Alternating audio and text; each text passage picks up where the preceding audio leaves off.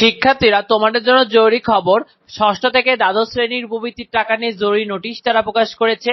টাকা না পেলে কি করবে, যাবতীয় আপডেট তারা দিয়েছে। শিক্ষার্থীরা, যে নোটিশ প্রকাশ করা হয়েছে ইতিমধ্যে, সেই উপবৃত্তির টাকা নিয়ে তোমাদের জরুরি নোটিশ, তারা বেশ কিছু নির্দেশনা তোমাদেরকে দিয়েছে।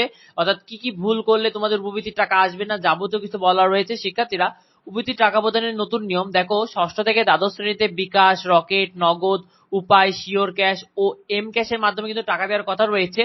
তবে জুন মাসের পর থেকে অন্যান্য মোবাইল ব্যাংকিং এর মাধ্যমে টাকা দেওয়া হবে না, এটা তাদের নোটিশে তারা জানিয়ে দিয়েছে। শিক্ষার্থীরা, ষষ্ঠ থেকে দ্বাদশ শ্রেণী থেকে শুধুমাত্র নগদ মোবাইল ব্যাংকিং এর মাধ্যমেই তোমাদের উপবৃত্তির টাকাটা পাওয়া যাবে।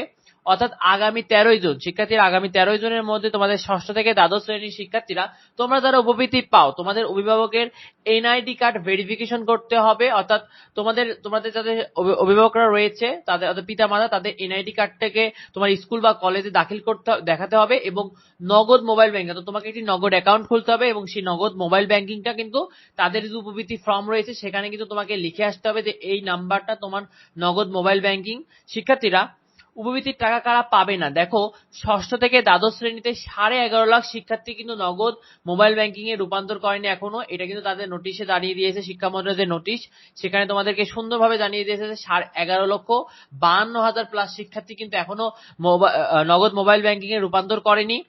যেসব শিক্ষার্থীরা, অর্থাৎ ষষ্ঠ থেকে দ্বাদশ শ্রেণীর শিক্ষার্থীরা উপবৃত্তির জন্য নগদ মোবাইল ব্যাংকিং যুক্ত করবে না, তাদের টাকাটাকে স্থগিত করা হবে, এটা তাদের নোটিশে জানিয়ে দিয়েছে।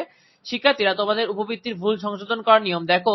যাদের তথ্য ভুল রয়েছে তাদের তথ্য দ্রুত সংশোধন করতে হবে। তোমাদের যদি কোনো কিছু ভুল থাকে, পিতামাতার নাম, তোমার নাম অথবা কোনো তথ্যে ভুল থাকে, তাহলে দ্রুত সংশোধন করতে হবে।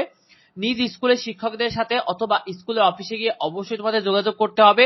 আর যারা কলেজে পড়ো, কলেজের শিক্ষার্থীরা কলেজের বৃত্তি শাখায় অথবা অফিসে গিয়ে তোমাদের অবশ্যই যোগাযোগ করতে হবে। তো ভিডিওটি এ পর্যন্তই। পরবর্তী আপডেটগুলো দ্রুত পেতে অবশ্যই আমাদের চ্যানেলটিকে সাবস্ক্রাইব করে রাখো। যদি কিছু জানার থাকে অবশ্যই ভিডিওতে কমেন্ট করো। দেখা হয় পরবর্তী ভিডিওতে। ধন্যবাদ সবাইকে।